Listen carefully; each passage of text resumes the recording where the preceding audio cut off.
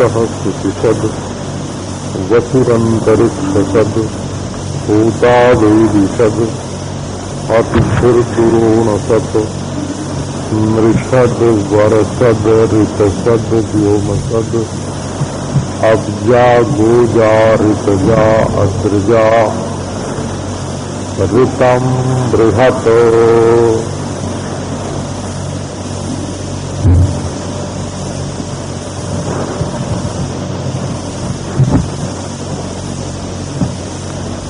एक सर्वसम्मत सत्य है जिसको कोई अस्वीकार नहीं कर सकता, उसको ऋतम बोलते हैं। ऋतम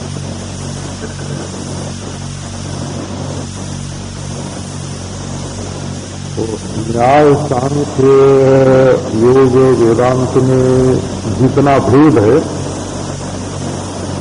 उस भेद को हटा दो तो वही रहेगा ऋतम।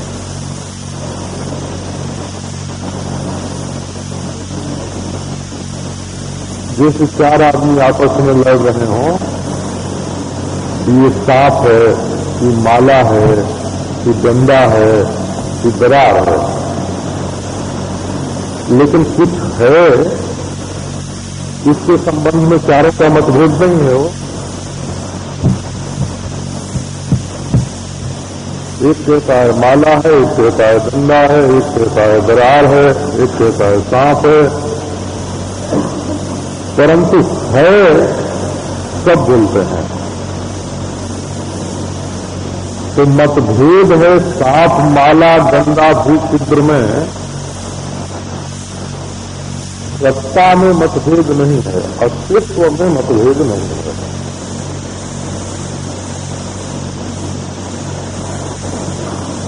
तो उसकी नाप जो कितनी है इसमें मतभेद होना सत्य हो,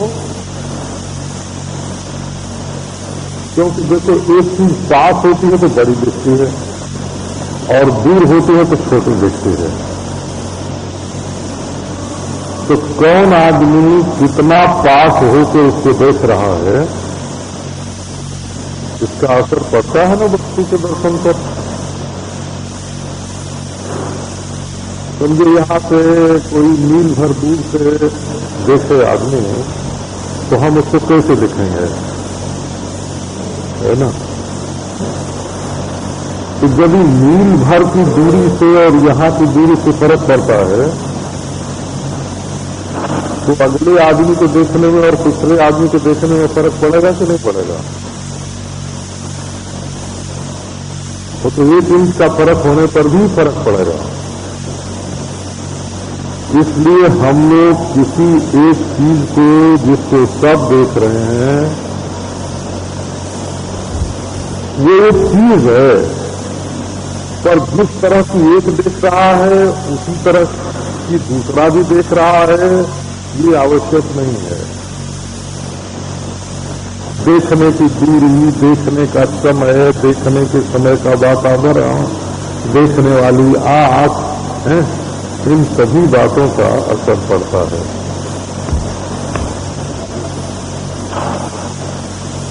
तो एक वस्तु है उसका नाम है रस और वो बृहत है, ऋतम बृहत। बृहत माने अपरिच्छिन्न है और ऋत माने अबाध्य है। सर्व देश में, सर्वकाल में, सर्व वस्तु में वो विद्यमान है और देश काल वस्तु से भी बड़ी है। देश काल वस्तु इसमें अध्यारोपित है, देश काल वस्तु उसके ज्ञान से बाधित हो जाते हैं, ऐसी बृहत है। और वो स्वयं कैसी है का बाधित है, ऋतम।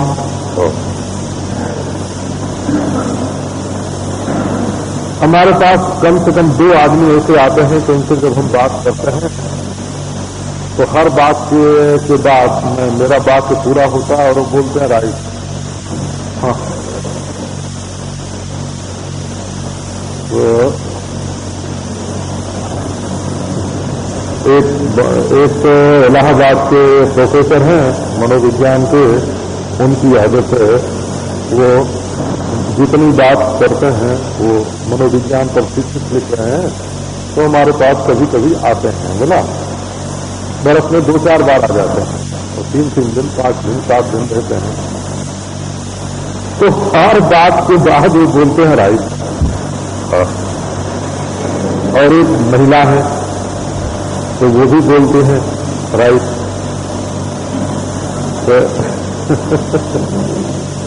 तो हम समझते हैं कि ये रिदम जो है इसने उन लोगों की जबान पर अपनी जगह बनाई है। तो रिदम है ना, रिदम। तो रिदम उसको कहते हैं जो कटे नहीं हो,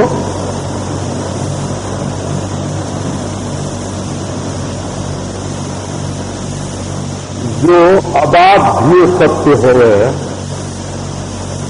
उसको रस बोलते हैं। ऐसा अनंत जिससे कोई इनकार नहीं कर सकता, उसका नाम ऋतम बृहत है। ऐसा अनंत, ऐसा अपरिच्छिन्न, ऐसा अद्वय, जिसकी सत्ता से कोई इनकार नहीं कर सकता, उसका नाम ऋतम बृहत है। तो इस मंत्र में अब जरा एक बार दूसरे ढंग से इसको पढ़ो। सुचिसद हंसः ऋतम बृहत। जो दिव्य आकाश में रहने वाला सूर्य है वो अबाध्य ब्रह्म है। उद्देश्य विधेय की दृष्टि से पढ़ो। अंतरिक्ष तद वसु ऋतम बृहत। अंतरिक्ष में विचरण करने वाला जो वायु है वही तमेव वायु प्रत्यक्षम ब्रह्मादि ब्रह्म है। वेदिशद भूता ऋतम बृहत। वेदी पर प्रज्वलित होने वाला होता अग्नि ये प्रत्यक्ष ब्रह्म है। मन सूर्य ब्रह्म है, वायु ब्रह्म है, अग्नि ब्रह्म है। दूरेण सद अतिथि ऋतम बृहत। जो चंद्रमा है सोम रस है, अतिथि है। जो हमारे घर में है, कलश में है, जल रूप से है, तो वो ब्रह्म है। मृषाद, परसाद, ऋतसाद, व्योमसाद। जो मनुष्य में है, जो देवता में है, जो यज्ञ में है, जो आकाश में है, वो सरिताम बृहत। वो यही ऋत ब्रह्म है। अब्जा, गोजा, ऋतजा, अद्रजा। जो पानी से पैदा होता है, जो धरती से पैदा होता है? जो ऋत सत्य से पैदा होता है, जो पर्वत से पैदा होता है, अर्थात सब कुछ क्या है? ऋतम बृहत ब्रह्म ही है।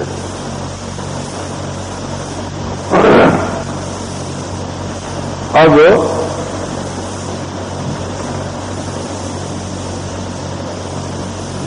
एक बात आपको कल सुनाई थी कि वेदांत की प्रणाली ये है कि वो विश्लेषण करने के लिए एक ही वस्तु को अनेक भाग में विभक्त करके विवेक करता है। उसको अनेक वस्तु इष्ट नहीं है, परंतु अनेक रीति से देखो अहम और इदम एक विभाग हो गया, कार्य और कारण एक विभाग हो गया, सुख और दुख एक विभाग हो गया, जागृत स्वप्न सुषुप्ति और इनका साक्षी एक विभाग हो गया, अन्नमय प्राणमय मनोमय विज्ञानमय आनंदमय ये कोष और इनमें विद्यमान पुरुष एक विभाग हो गया, विश्व तेजस प्राज्ञ और तुरीय एक विभाग हो गया, अकार उकार मकार ये सब समझाने की रीति है, समझाने की प्रक्रिया है। इसमें जो एक ही रीति को पकड़ करके बैठ जाता है उसका दृष्टिकोण संकीर्ण हो जाता है, नजर छोटी हो गई। बड़ी नजर से परमात्मा को देखो, बड़ी नजर से देखो। तो एक है सकोरा और एक है घड़ा। तो सकोरा की आकृति दूसरी है और घड़े की आकृति दूसरी है। आकृति माने सकल पूरक, दोनों से काम अलग अलग होता है, दोनों का वजन अलग अलग है, दोनों का घेरा अलग अलग है, दोनों की उम्र एक बरस भर पहले बना, एक 6 महीने पहले बना, दोनों की उम्र अलग अलग है, दोनों का की उम्र अलग अलग है, दोनों का वजन अलग अलग है, दोनों का घेरा विस्तार अलग अलग है, दोनों की शक्ल अलग अलग है, दोनों के काम अलग अलग हैं,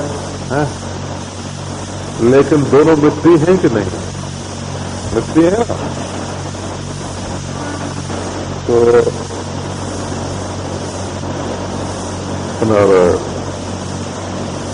अवस्था अलग होने पर भी, वजन अलग होने पर भी, घेरा छोटा बड़ा होने पर भी, शक्ल सूरत अलग अलग होने पर भी, उम्र अलग अलग होने पर भी, काम अलग अलग होने पर भी, वजन अलग अलग होने पर भी है तो दोनों मासी।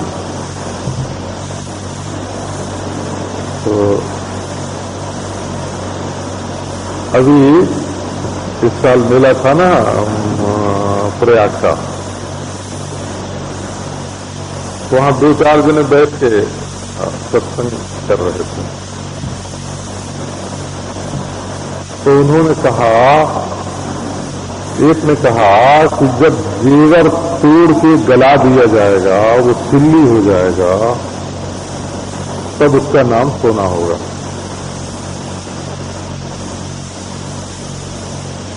बोले कि नहीं, उसका नाम तो सिल्ली होगा, उसका नाम सोना कहां होगा?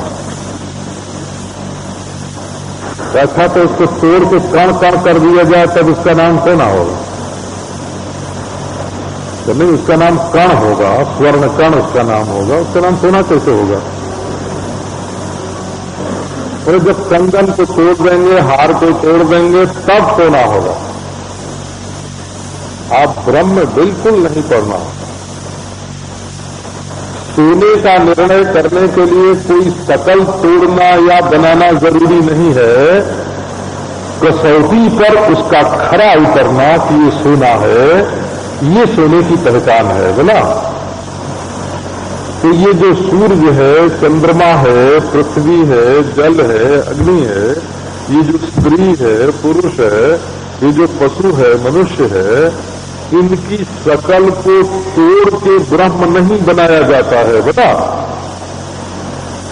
ये टूटी शकल की हालत में ब्रह्म है और बनी शकल की हालत में संसार है, कोई बात नहीं। ज्यों की त्यों शकल रहते एक विज्ञान से सर्व विज्ञान की कसौटी पर और वेदांत प्रमाण की कसौटी पर नाम भेद होने पर भी, रूप भेद होने पर भी, अवस्था भेद होने पर भी, आयु का भेद होने पर, घेरा का भेद होने पर, वजन का भेद होने पर, और गुण धर्म का भेद होने पर, शील स्वभाव का भेद होने पर, जहां आत्मविज्ञान की कसौटी पर कसी जाती है ये चीज, विवेक की दृष्टि से देखी जाती है, इसमें नाम रूप ही बाधित होता है। एक नाम वाला दूसरे नाम वाला नहीं है, पशु मनुष्य नहीं है, तो पशु नाम मनुष्य का नाम नहीं है, मनुष्य नाम पशु का नाम नहीं है, चतुष्पाद सकल मनुष्य की नहीं है और द्विपाद सकल पशु की नहीं है। आकृति एक आकृति दूसरी आकृति से बाधित है, दूसरी आकृति पहली आकृति से बाधित है, पहला नाम दूसरे नाम से बाधित है, दूसरा नाम पहले नाम से बाधित है। ये नाम रूप ही परस्पर बाधित होते हैं। उनमें जो अखंड सत्ता है, अज्ञात नहीं, अज्ञात सत्ता नहीं, परोक्ष सत्ता नहीं, वही प्रत्यक्षायमान जो अपरोक्ष सत्ता है, स्वर्गादि के समान परोक्ष नहीं और घटादि के समान इंद्रिय ग्राह्य आकृति नहीं, जो कार्य कारण भाव की कल्पना से विनिर्मुक्त, दृष्टा दृश्य की कल्पना से विनिर्मुक्त, जीवेश्वर की कल्पना से विनिर्मुक्त, जो अद्वितीय अखंड सत्ता है, प्रत्यक्ष चैतन्य भिन्न और एकाम बृहत्, यही रेत बृहत् है। हे भगवान,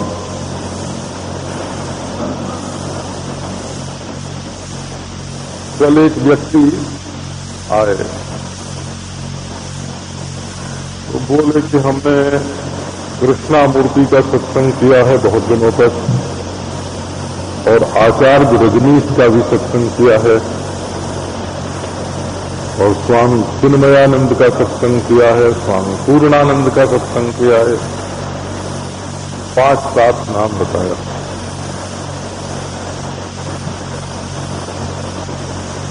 लेकिन जो सत्संग में सुना है उस पर वृत्ति टिकती नहीं है।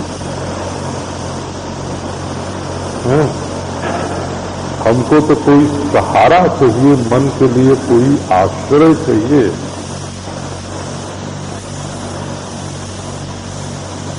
और हमारा मन टिकता नहीं।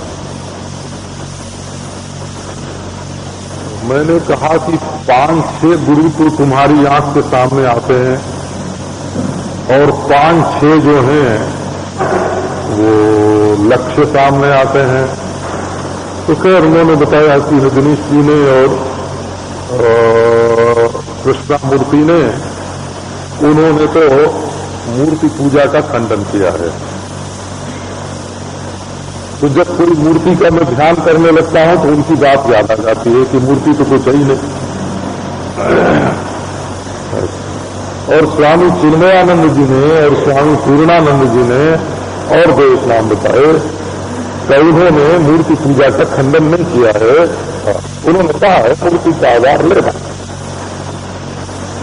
तो जब मूर्ति का निषेध करने लगता हूं तो उनकी बात याद आ जाती है कि मूर्ति का आधार लेना। तो अब आप बताइए कि हम क्या करें।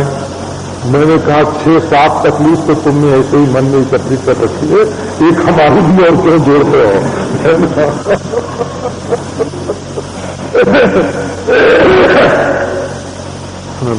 एक हमारी तकलीफ भी अपने मन में और काहे को जोड़ते हो, तकलीफ ही तो बढ़ेगी ना।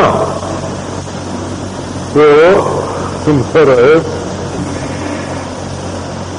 हम घड़े का ध्यान करें तब मिट्टी का ज्ञान होगा कि सकोरे का ध्यान करें तब मिट्टी का ज्ञान होगा। हम अपना कंगन तोड़ें तब सोने का ज्ञान होगा कि हार तोड़ें तब कंगन का ज्ञान होगा। तब सोने का ज्ञान होगा। सोने का ज्ञान कैसे होगा? तो असल में मूर्ति बनाने की भी जरूरत नहीं है और मूर्ति तोड़ने की भी जरूरत नहीं है। ये जो लोग सोचते हैं ना कि दुनिया को मटिया मेट करके तब हम ब्रह्म बनेंगे, वो लोग अपने मरने की बात सोचते हैं। बोला तो दुनिया का मटिया मेट होगा तब वो क्या बने रहेंगे ब्रह्म होने के लिए? तो दुनिया का मटिया मेट करके कोई ब्रह्म नहीं होता, कोई परमात्मा को प्राप्त नहीं करता। ये संसार रहते ही, सब जागृत स्वप्न सुषुप्ति रहते ही, अन्नमय प्राणमय मनोमय विज्ञानमय कोष रहते ही, ये सब स्त्री पुत्र धन दुकान काम धंधा सब रहते ही, डरना नहीं कि ब्रह्म होने के लिए ये सब हमको आग लगानी पड़ेगी। इसमें आग इसमें नहीं लगानी पड़ती, आग लगानी पड़ती है अपने अज्ञान में, अपनी बेवकूफी को आग लगाना पड़ता है। वो बेवकूफी जल जाए, भस्म हो जाए तो रेताम बृहत। बोले भाई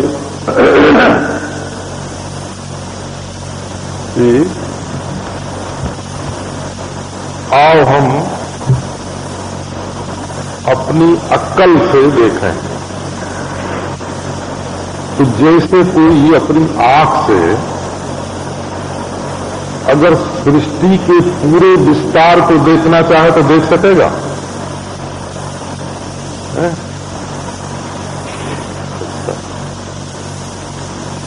अरे वो तो थोड़ी मील आध मील 2 मील हो, है ना, यदि चीज देखनी हो तो, और नहीं चंद्रमा की चमक देखनी हो और सूर्य की चमक देखनी हो, आपको क्या बतावें, मालूम तो ऐसा पड़ता है ना कि हम सूर्य को देख रहे हैं और हम चंद्रमा को देख रहे हैं, बड़ी दूर तक देखते हैं,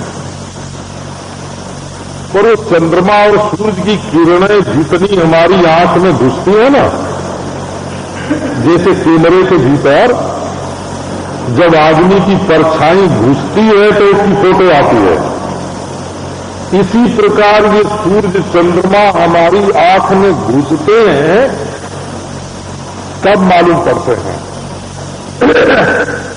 ये आवाज है ना, आवाज हमारे कान में घुसती है तब मालूम पड़ती है, और टकराती है हमारे कान के पर्दों से तब मालूम पड़ती है।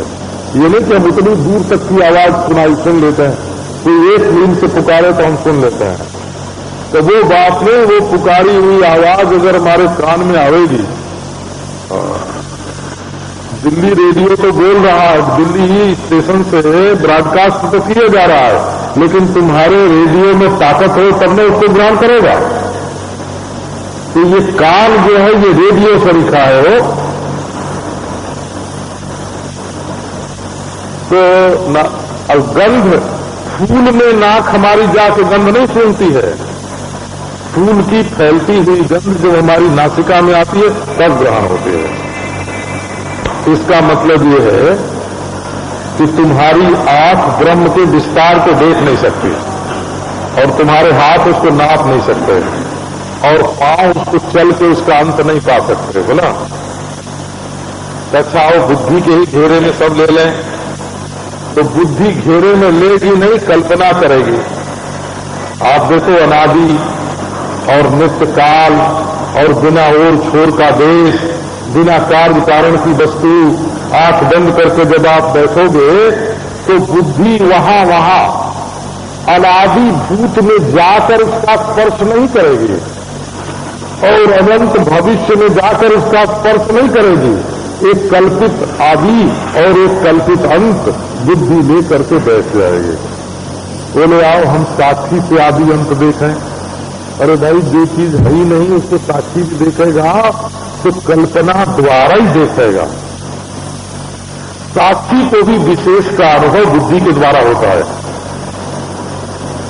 और बिना वृत्ति के, अविद्या वृत्ति हो गए चाहे बुद्धि वृत्ति हो गए, साक्षी जो है यदि परिच्छिन्न को देखता है तो वृत्ति के द्वारा देखता है।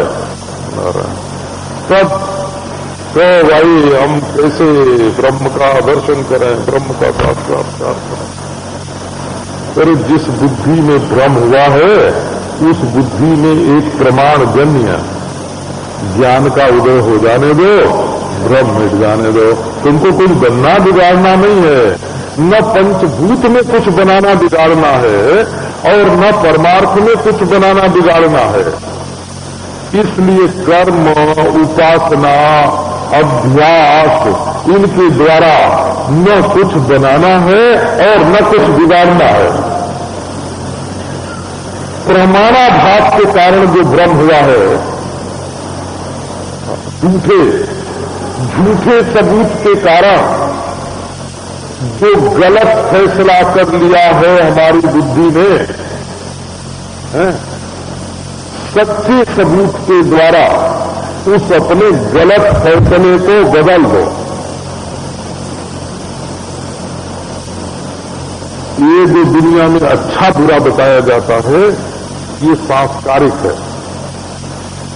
सांस्कारिक है माने ये शरीर से अच्छा कराने के लिए किसी काम को, किसी भाव को अच्छा बताया जाता है, और शरीर को किसी काम से हटाने के लिए किसी भाव को, किसी वस्तु को बुरा बताया जाता है। ये व्यावहारिक है। ये जो अच्छे बुरे का ख्याल है, ये व्यवहार के लिए है, और संस्कृत बुद्धि, संस्कार युक्त बुद्धि के द्वारा ऐसा भासता है।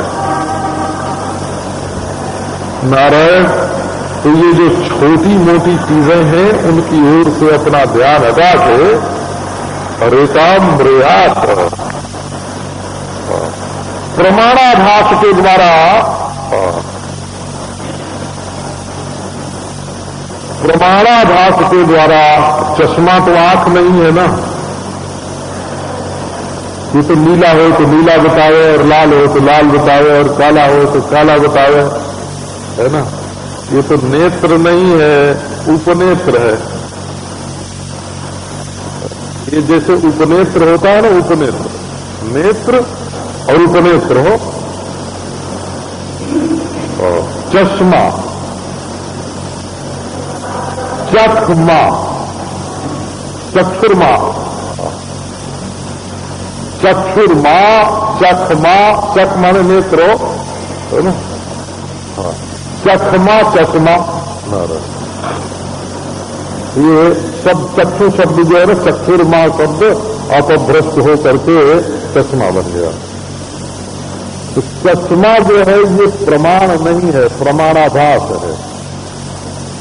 और ये 18 पावर का भी चश्मा लगाए, मैंने देखा। एक लड़का हमारे पास आता है, और हो गया इंजीनियर हो, इंजीनियर हो गया, और लेकिन उसने बताया, क्या बता, और 9 का है, 7 का है, 9 का है, 18 का है, भगवान है। अब उसकी आंख में जब इस चश्मे हेर फेर से लगाए जाएंगे ना, वो कितना पावर बना देंगे, क्या दिखा देंगे, दूरबीन खुर्दबीन क्या दिखा देते हैं।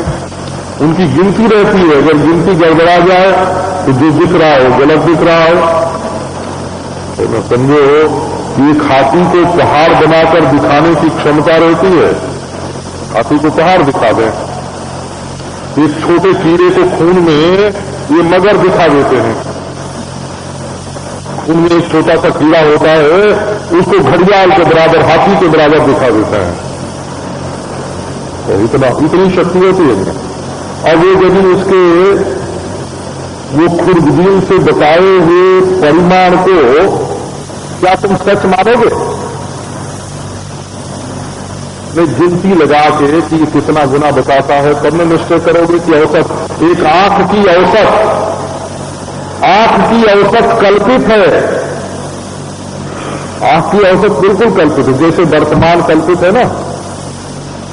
भूत और भविष्य के बीच में विचार करें तो वर्तमान नाम की कोई चीज नहीं मिलेगी।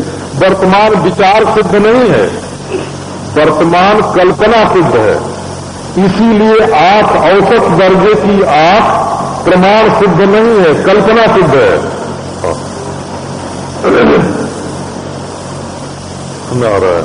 औसत दर्जे की आंख नहीं होती। तब एक दर्जे की मशीन लगाने पर वो कीड़ा हाथी दिखे, और एक दर्जे की मशीन लगाने पर हाथी कीड़ा दिखे, तो दोनों में से प्रामाणिक कौन है? दोनों औसत दर्जे की आंख, औसत दर्जे की आंख तो कल्पित है। तब सृष्टि में ये नाम रूप क्या होता है?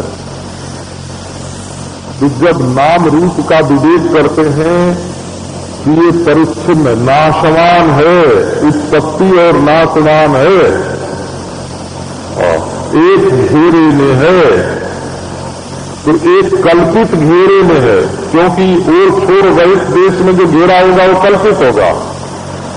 और सर्व वस्तु का वजन जब नहीं ज्ञात है तो उसका वजन भी कल्पित होगा और उसकी उम्र भी कल्पित होगी, वर्तमानता भी कल्पित होगी। ये अगर आपके ध्यान में ये बात बदलती हो तो बैठाने की कोशिश करें कि प्रत्येक वस्तु की उम्र, प्रत्येक वस्तु की लंबाई चौड़ाई और प्रत्येक वस्तु का वजन, ये अनंत में केवल कल्पित रीति से ही एक औसत दर्जे की माध्यमिक कल्पना से ही ये मालूम पड़ती है और अनंत की दृष्टि से इसका कोई अस्तित्व नहीं है। तो सच्ची चीज वही अनंत है और बाकी चीज अपनी अपनी मान्यता के कल्पना के अनुरूप है, क्योंकि औसत दर्जे की मान्यता ही कल्पित है। औसत दर्जे की आंख कल्पित है, तो औसत दर्जे की बुद्धि हो कल्पित है, और औसत दर्जे की दवा। हमको तो एक डॉक्टर ने बताया कि जब दवाओं का परीक्षण करते हैं तो समझो कि एक दवा से एक ही रोग के 70 रोगी अच्छे हो जाए, तो बोले अभी दवा प्रामाणिक नहीं हुई। 80 रोगी अच्छे हों तो दवा प्रामाणिक हो गई, और 70 मरे और 70 जिंदा हों तो क्या होगा, है ना। 50 मरे और 50 जिंदा हों तो क्या होगा, है ना। हे भगवान, ये सब औसत जितनी है ना, औसत वो तो आपने सुना होगा ना, औसत आयु ज्यों की त्यों और बाल बच्चे दूधे त्यों। एक 40 सज्जन थे, तो महाराज अपने बच्चों को लेकर के कहीं नदी पार जाना चाहते थे, तो नाव पर कुछ जाने से पैसा लगता था। तो 40 सज्जन ने कहा कि आओ पानी नाप लें, देखें है कितना। तो थोड़ी दूर तक पानी निकला, कोई 1 फुट, कहीं निकला 3 फुट, कहीं निकला 8 फुट। तो सब जोड़ के उन्होंने औसत निकाला, तो 2-2.5 फुट की ही औसत आई, ज्यादा नहीं आई। तो उन्होंने बच्चों से कहा 2.5 फुट तो पानी है, पार कर जाओ। और पार करने में महाराज बच्चे डूब गए। बोले भाई औसत आया ज्यों का त्यों, फिर से हिसाब किया, बोले औसत आया ज्यों का त्यों, बाल बच्चे डूबे क्यों। तो ये सारी गिनती जो है ना, सारी गणना औसत निकालने से देखिए, सृष्टि की सारी गणना जो है, इसमें डूबना क्या है, तो कहीं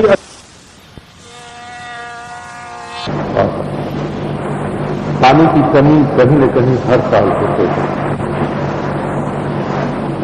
तो सेवा करने का विभाग रोज किसी न किसी को हर समय रहता है। तो बीमारों की सेवा करने का विभाग रामकृष्ण मिशन है, बोला। कोढ़ियों की सेवा करने का हमारा, कोढ़ियों की सेवा करने की जिम्मेवारी सुष्ठु सेवाश्रम पर है। परहेज करोगे तो ये सब जितनी औसत निकाली हुई है परब्रह्म परमात्मा में, ये न तो जड़ सत्ता में है और न तो चेतन सत्ता में है, ये सारी की सारी कल्पित सत्ता में है। एक कहते हैं जड़ सत्ता से चेतन सत्ता पैदा हुई, एक कहते हैं चेतन सत्ता से जड़ सत्ता पैदा हुई, एक कहते हैं दोनों पक्षी दोनों ही है ना, एक कहते हैं दोनों ही नहीं है, एक कहते हैं दोनों दो नहीं है, एक ही है। और ये 5 हो गया ना, 5 हो गया। जड़ सत्ता से चेतन सत्ता उत्पन्न हुई, ये नास्तिक मत है, हो नास्तिक मत। चेतन सत्ता से जड़ सत्ता उत्पन्न हुई, ये आस्तिक मत है। चेतन सत्ता और जड़ सत्ता दोनों स्वतंत्र हैं, ये आस्तिक नास्तिक दोनों का मत है। जैन भी मानते हैं, सांख्य न्याय आदि भी मानते हैं,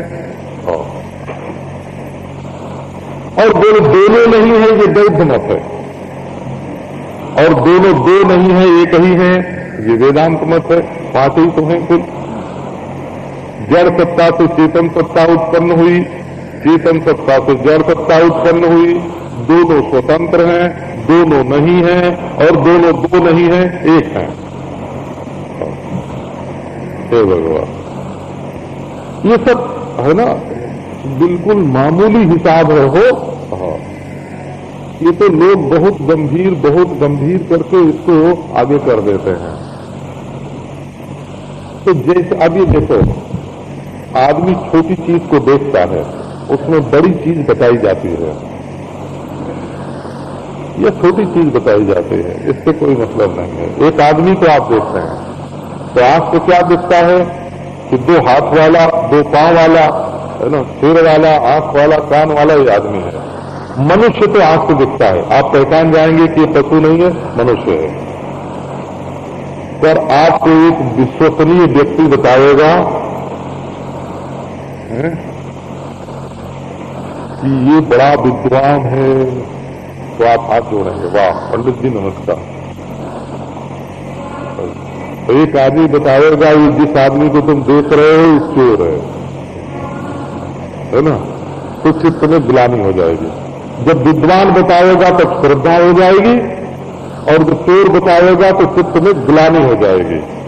आंख में तो मनुष्य देखा, अब उसमें अज्ञात ज्ञापक कौन हुआ?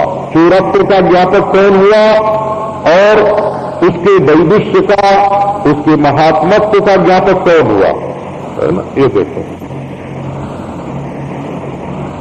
तो ये जो हमें इंद्रियों से ये जो परिच्छिन्न सृष्टि दिखाई पड़ रही है ना, मनुष्य रूप में, पशु रूप में, पक्षी रूप में, अरे भाई ये जो तुम इसको लाल काला पीला देखते हो,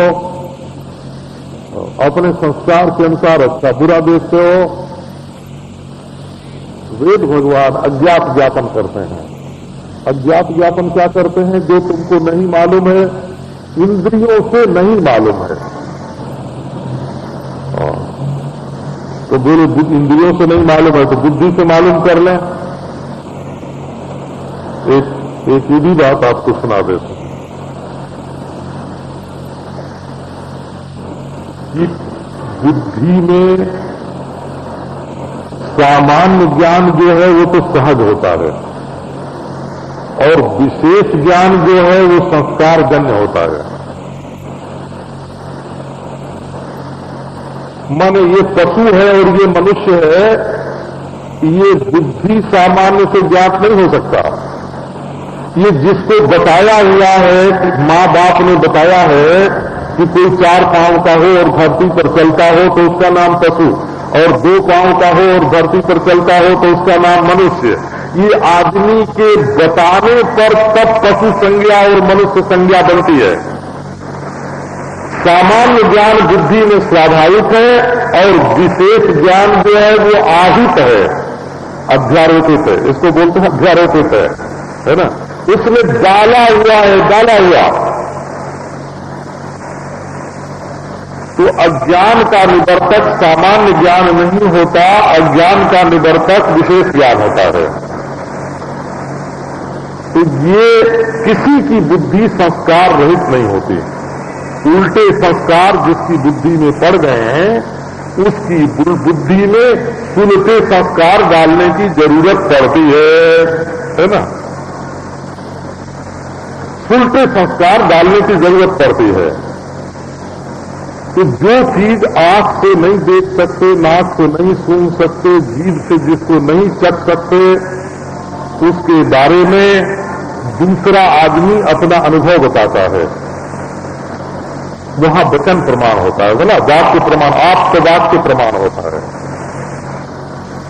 तो बोले आपको तो अपने अपने संस्कार के अनुसार बहुत है। तो बोले एक वाक्य ऐसा भी है जो कहता है कि सत और त्वम एक है। जो कहता है इदम और तत् एक है।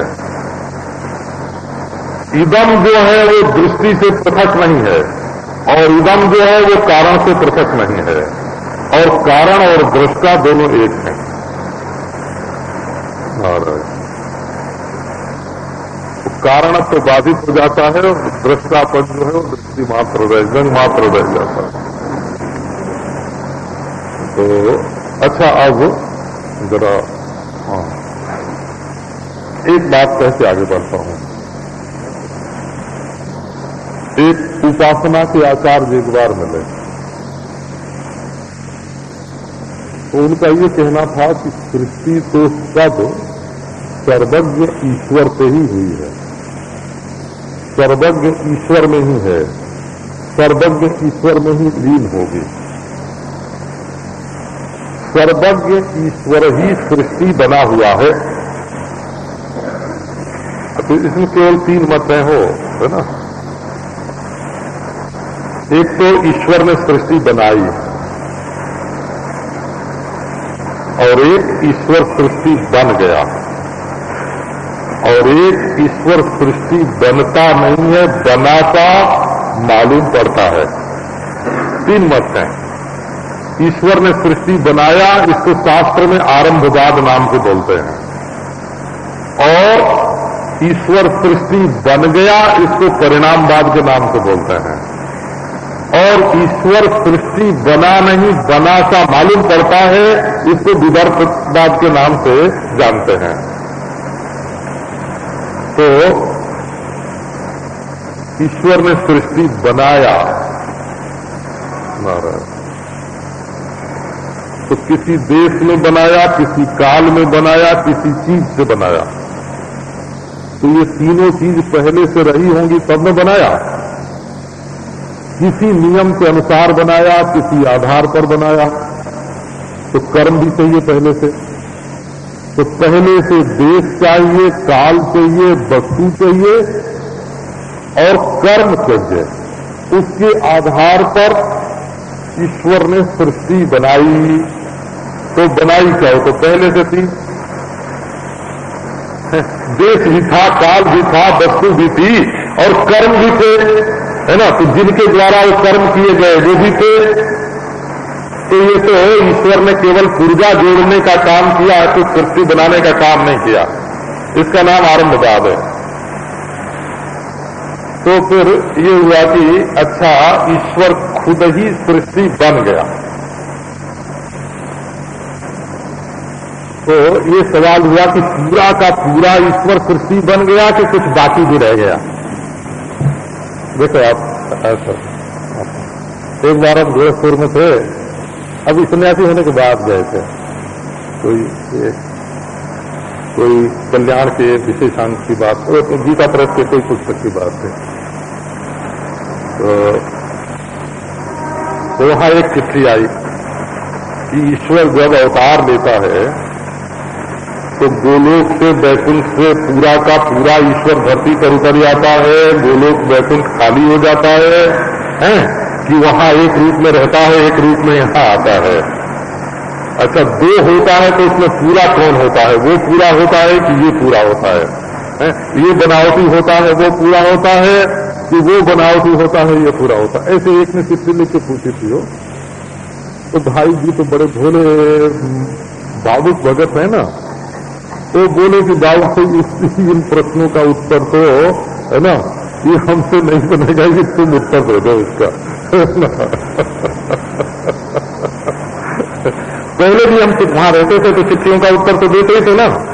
ये बड़े विकट विकट प्रश्न करते हैं और करने वाले।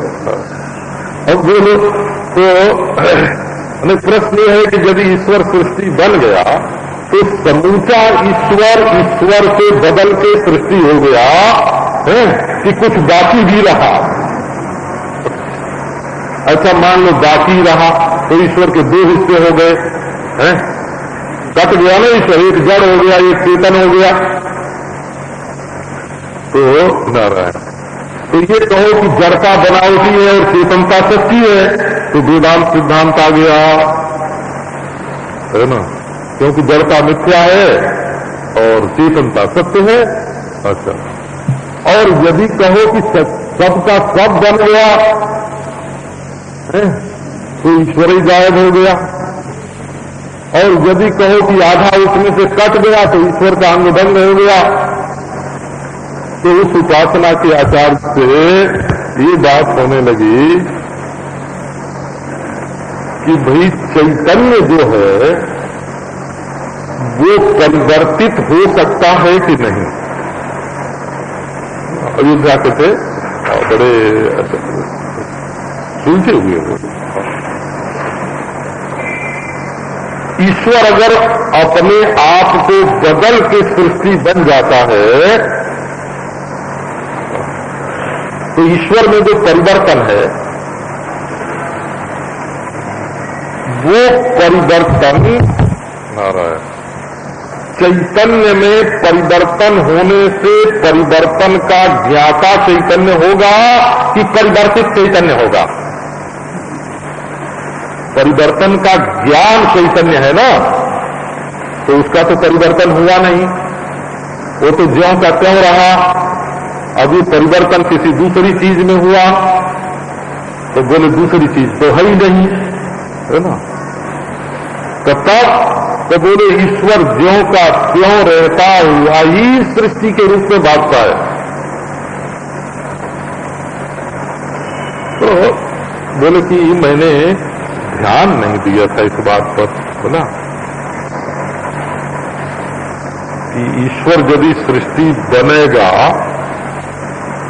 तो देश भी बनेगा, काल भी बनेगा, वस्तु भी बनेगा, और बनने वाला रूप तो बाद में होगा, है ना, और स्वयं वो पहले से होगा, और बनने वाला रूप बिगड़ जाएगा तो वो स्वयं रह जाएगा।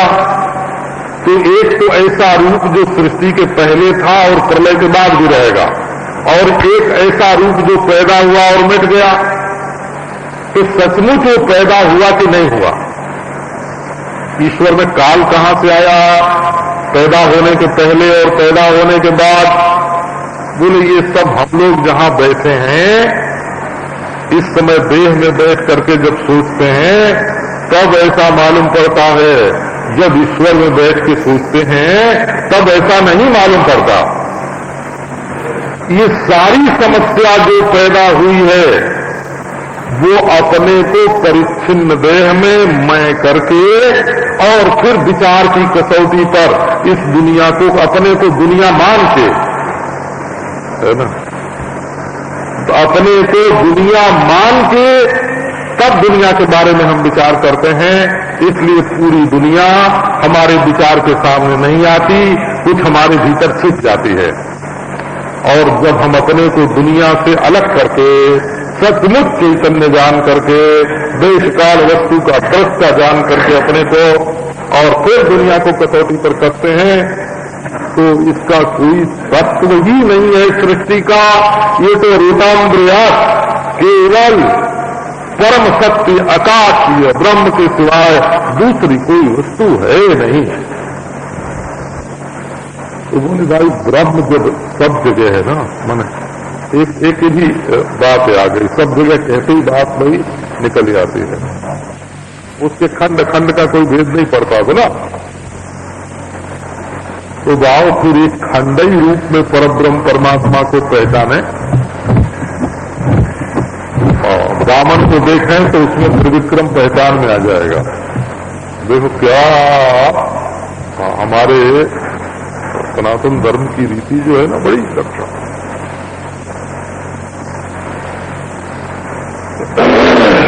बलि बन के बैठे हैं, हम धरती के राजा हैं। जो धरती का राजा होगा वो देह का भी राजा होगा। लेकिन महाराज ये धरती के तो राजा भले बन जाए, देह के राजा नहीं बनते हैं।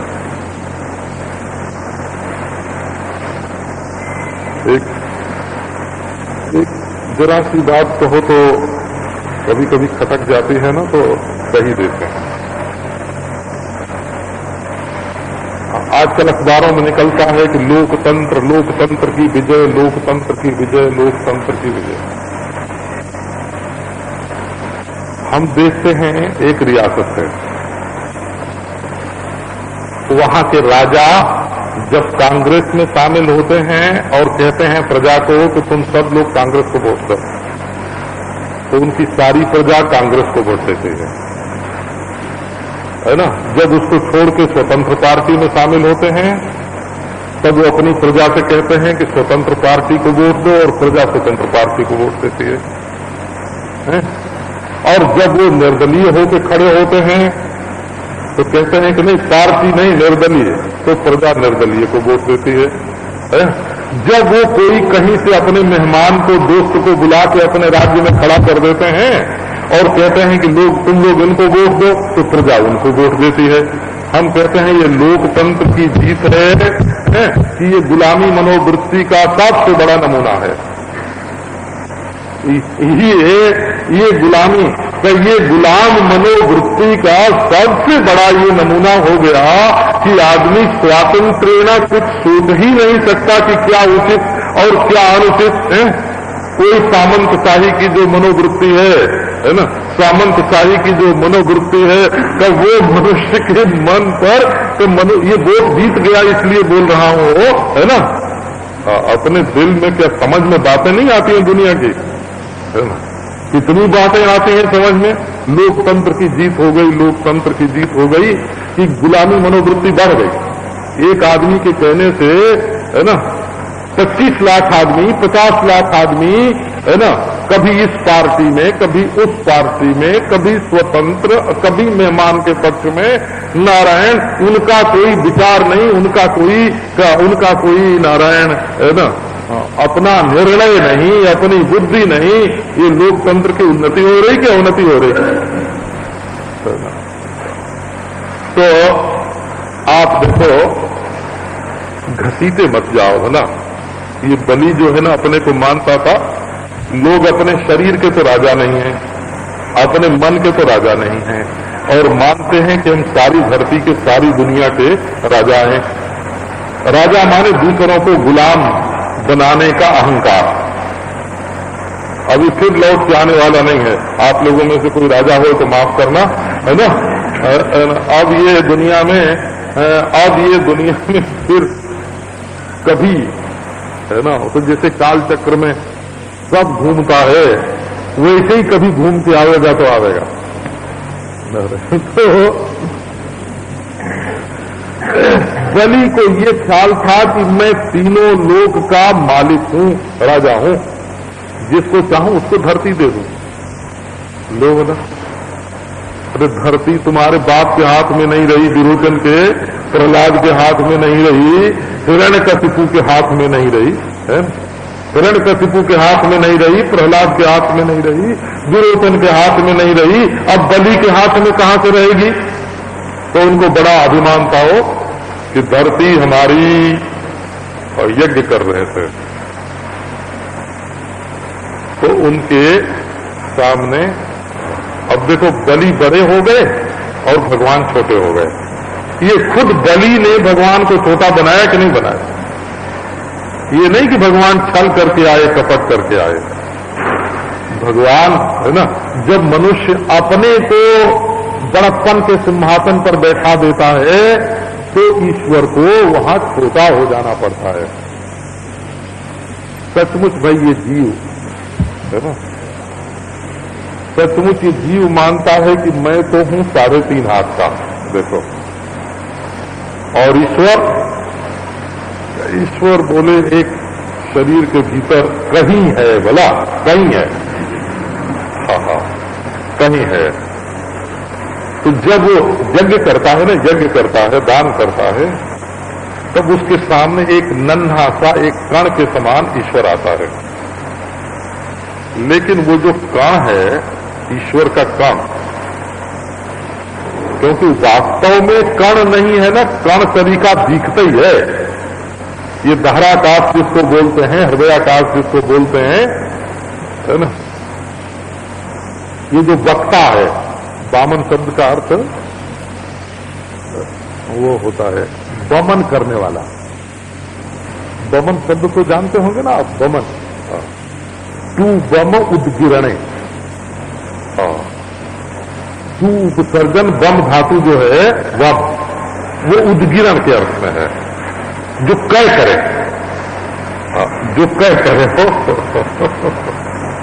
तो शब्दों की कह करने वाला है ना, शब्दों की कह करने वाला, उद्गिरण करने वाला वामन।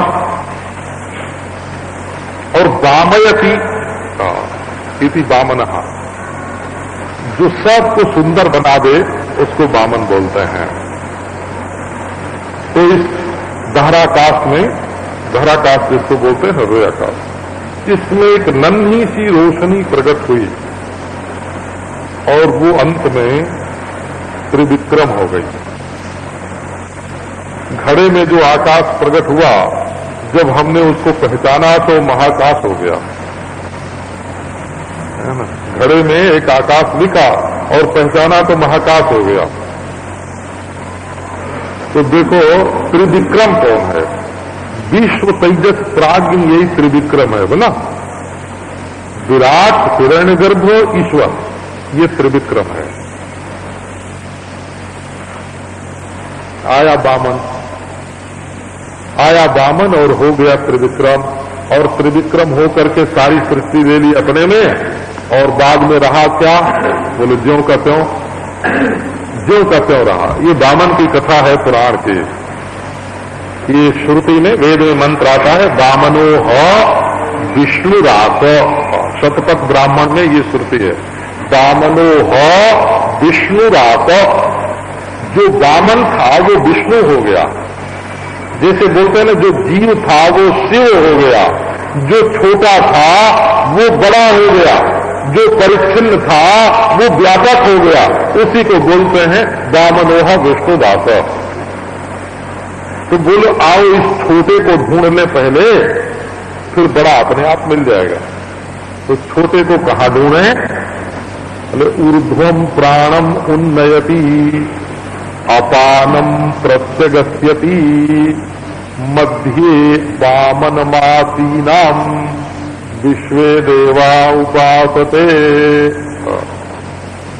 जब पहले सनातन धर्म आर्य समाज का झगड़ा होता ना, तो ये जिन जिन मंत्रों में वामन शब्द आया है ना, वो लेके हम लोग आर्य समाजियों के सामने रखते कि देखो वामनावतार का वर्णन है ना, लो देखो ये वामन का वर्णन है। तो कभी जिज्ञासा होए ना, अनंत कोटि ब्रह्मांड का स्वामी देश के एक विशेष अंश में कैसे रहता है? बोले वो तो बैकुंठ में रहता है। तो जब जैसे बैकुंठ में रह सकता है वैसे तुम्हारे हृदय में नहीं रह सकता क्या?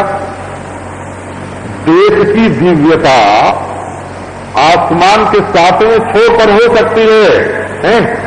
और इस शरीर के भीतर घिरे हुए आसमान में नहीं हो सकती क्या? तो जो वहां दिख सकता है वो यहां भी दिख सकता है। यदि आस्ति तदमुत्र, यदमुत्र तदन्वेह। जो कार्य में दिख सकता है वो कारण में दिख सकता है, जो कारण में दिख सकता है वो कार्य में दिख सकता है। जो वैकुंठ में है वो हृदय में है, जो हृदय में है वो वैकुंठ में है। ये तो एक अनुसंधान की प्रक्रिया है, एक उपासना की प्रक्रिया है। तो दोनों प्रक्रिया से ये बात पहचानी जाती है। तो आओ हृदय में ढूंढे, तो कहां ढूंढे? तो ऊर्ध्वम प्राणम उन्नयति। जो हमारे शरीर में वायु प्राण रूप व्यापार करता हुआ है ना, ऊपर जाता आता हुआ दिखाई पड़ता है, और जो वायु हमारे शरीर में नीचे आता जाता हुआ दिखाई पड़ता है, अपानम प्रत्यगस्य से। दोनों तरह से देखो, एक तो प्राण बाहर निकला और आया, बाहर निकला और आया, और एक अपान वायु बाहर निकली हो। तो यदि प्राण वायु अपान वायु में से होकर निकल जाए तो क्या होगा आपको मालूम है? ये सांस नाक से न निकले, नीचे के रास्ते निकल जाए। ज्यादातर लोग जब मरते हैं ना तो उनके विष्ठा निकल जाता है, मूत्र निकल जाता है, किसी का मुंह खुल जाता है, देखते हैं ना, किसी की आंख खुल जाती है। तो जब ऊपर के रास्ते खुल जाते हैं तब अपान वायु ऊपर के रास्ते प्राण में मिल गई। और जब नीचे के रास्ते प्राण जाते हैं तो प्राणवायु अपान में मिल गई। प्राण और अपान जब दोनों एक में स्वाभाविक रीति से मिल जाते हैं तब तो मृत्यु हो जाती है। और यदि अपान वायु को उठाकर प्राण में मिला दें तो समाधि लग जाती है। बहुत अद्भुत इसकी गति है। लेकिन एक विभाजन तो मालूम पड़ता है ना कि कहां से अपान वायु नीचे जाती है और कहां से प्राण वायु ऊपर जाती है। इसका अर्थ हुआ हृदयाकाश। हृदय में एक ऐसी जगह है जहां न मिट्टी है न पानी, न हड्डी है न मांस है न चर्बी है न खून है, बोला न नस नाड़ी है। एक ऐसी जगह है जो बिल्कुल खाली है। ऊर्ध्वम प्राणम उन्नयति अपानम प्रत्यगस्यते। वहां बोले कि बीच में एक वामन भगवान बैठे हैं, बड़े सुंदर हैं, बोला चिन्मात्र वस्तु के रूप में है, जड़ता का कोई संसर्ग नहीं है। और ये सारी इंद्रियां उन्हीं की उपासना करती हैं। बोले वो जो चीज है, वो जो दामन है, वो असल में विष्णु है। विष्णु माने व्यापक है, वो परमात्मा है। वो केवल हृदयाकाश में परिच्छिन्न नहीं है। दहर उत्तरे व्याह, धाराधिकरण है ना, धार विद्या है। ब्रह्म वेदांत दर्शन में एक दहार विद्या है, दार विद्या। अच्छा, आपका लिखना